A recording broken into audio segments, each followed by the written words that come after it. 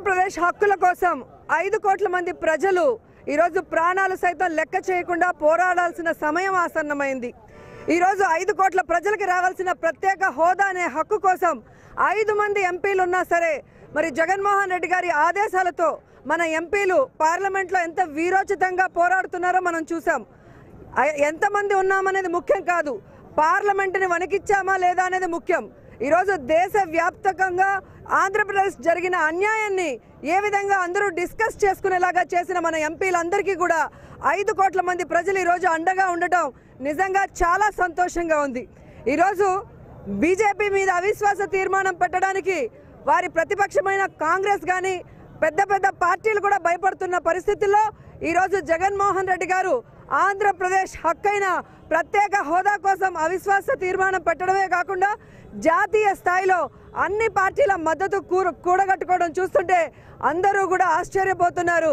And ఇలాంటి నాయకుడిని మనం ఆదర్శంగా తీసుకోవాలని ఇప్పటి నాయకులంతా కూడా మాట్లాడుతుండడం మన జగనన్న గొప్పతనం. ఎందుకంటే ఈరోజు దేశంలో పెద్ద పెద్ద నాయకులు ఉన్నారు, కాకలు తీరిన నాయకులు ఉన్నారు. కానీ మోడీ గారి మీద అవిశ్వాసం పెట్టే ధైర్యం ఎవరికి లేకపోయినా ఈరోజు తెలుగువాడి సత్తా ఏంటో మరి పార్లమెంట్లో ఢిల్లీ పెద్దలకు చూపించిన ఘనత మన జగన్మోహన్ రెడ్డి గారికే దక్కింది.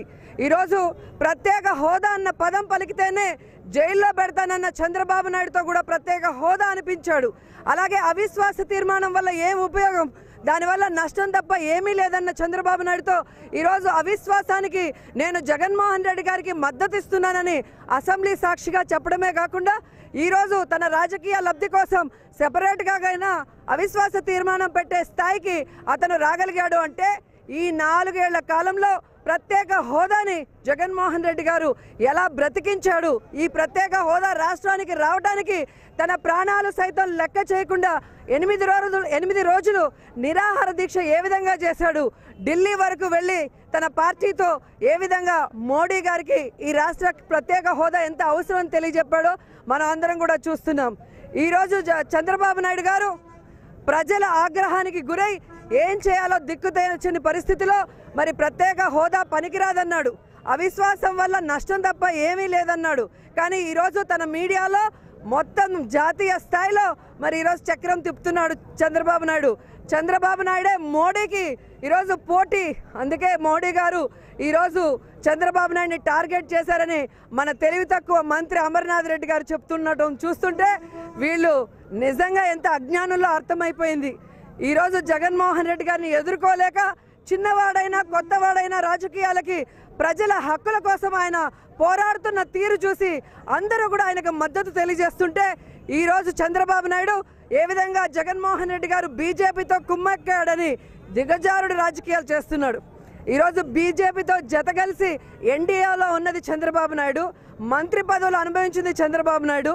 ఈరోజు తన ఓటు నోటు కేసు నుంచి బయటపడడం కోసం కేంద్రం దగ్గర తన యొక్క ప్రత్యేక హోదా ఈ రాష్ట్రానికి రాకుండా తాకట్టు పెట్టిన అసమర్థపు చేతగాని ముఖ్యమంత్రి ఎవరైనా ఉన్నాడు అంటే అది చంద్రబాబు నాయుడు అని అందరికీ తెలిసిన విషయం.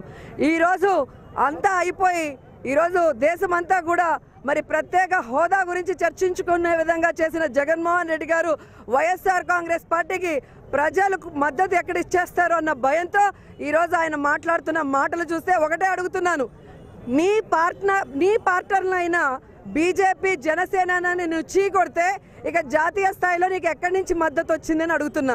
17 మంది ఎంపీలని పెట్టుకొని ఏ రోజు ప్రత్యేక హోదాని నువ్వు అడగలేదు, ఏ రోజు అవిశ్వాస తీర్మానం గురించి మాట్లాడని నువ్వు ఈరోజు జగన్మోహన్ రెడ్డి గారు తన ఎంపీలతో అవిశ్వాస తీర్మానం పెట్టిన తర్వాత ఆ క్రెడిట్ కొట్టేయాలని నీ ఛానల్స్తో మాట్లాడితే ప్రజలు నమ్మే పరిస్థితి లేదు చంద్రబాబు నాయుడు. అండ్ ముఖ్యంగా మొన్నటి నుంచి ఇక బీజేపీతో జత కలిశాడు కాబట్టి జగన్మోహన్ రెడ్డి గారి కేసులన్నీ కూడా ఇక బయటకు వచ్చేస్తాడు, కేసులు ఉండవు అంటుంటే దీన్ని బట్టి ప్రజలు బాగా అర్థం చేసుకుంటున్నారు.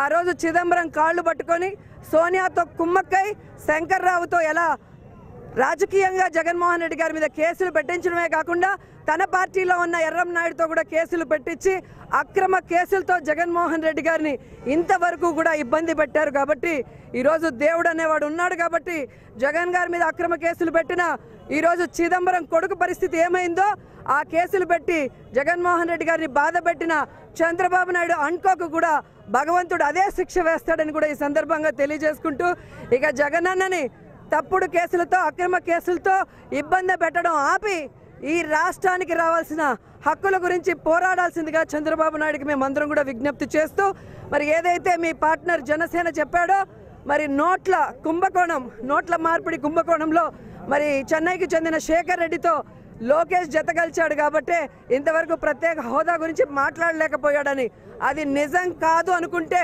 నీకు ధైర్యం ఉంటే సిబిఐ ఎంక్వైరీ వేయించుకోవాలి నీ కొడుకు మీద అని కూడా ఈ సందర్భంగా చంద్రబాబు నాయుడుకి తెలియజేస్తూ ఇప్పటికైనా ఒక అసమర్థపు ముఖ్యమంత్రిగా, ఒక చేతగాని ముఖ్యమంత్రిగా చరిత్రలో నిలిచిపోవడం కాకుండా జగన్మోహన్ రెడ్డి గారికి మద్దతు ఇచ్చి మరి అన్ని పార్టీల మద్దతు కూడగట్టుకున్న మా ఎంపీలతో ముందుకు నడిచి ప్రత్యేక హోదా సాధన కోసం ప్రయత్నం చేయాలి కానీ రాజకీయ లబ్ధి కోసం ముందు రోజు అసెంబ్లీలో ఒప్పుకొని మరుసటి రోజు జగన్ గారు ఆర్థిక నేరస్తుడని బురద జల్లుతున్నావే. ఈ రాష్ట్రంలో ఆర్థిక నేరస్తులు ఎవరైనా ఉన్నారంటే చంద్రబాబు నాయుడు, లోకేష్.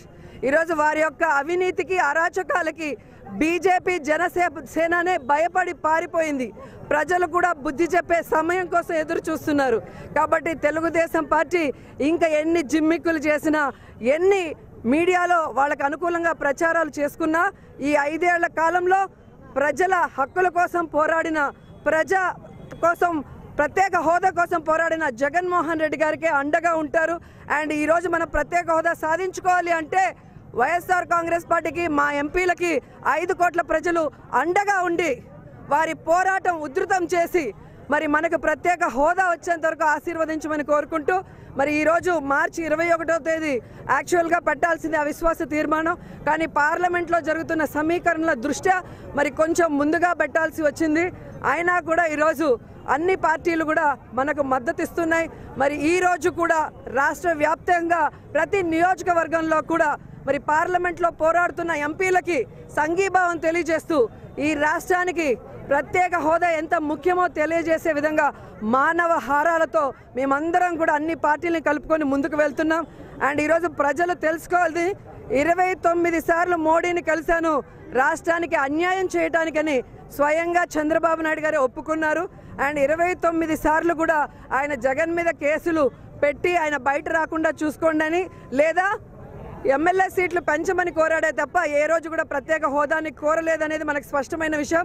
మొన్న చివరిగా జనవరి 12వ తేదీ కూడా ఆయన మోడీ గారికి ఇచ్చిన వినతి పత్రంలో కూడా ఎక్కడా ప్రత్యేక హోదా అంశం అనేది లేకపోవడం అనేది రాష్ట్ర ప్రజలు గమనించాలి.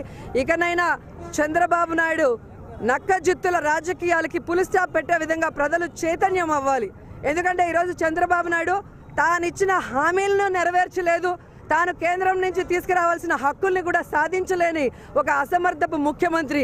అతను చేసిన తప్పులు మనం అందరం చూస్తున్నాం. అండ్ అతను ఎలాంటి వాడో 20 సంవత్సరాలకు ముందే ఆయన మామ ఎన్టీ రామారావు చెప్పాడు, ఇంత అవినీతి పరుడు, ఇంత నీచమైన వాడు, ఇంత నక్కజిత్తుల వారు లేరు అని చెప్పి. కాబట్టి ప్రజలు ఇప్పటికైనా తెలుసుకొని తెలుగుదేశం పార్టీని తరిమి కొట్టి ప్రత్యేక హోదా వచ్చే విధంగా పోరాడుతున్న జగన్ గారిని, మా ఎంపీలని ఆశీర్వదించమని కోరుకుంటున్నాను.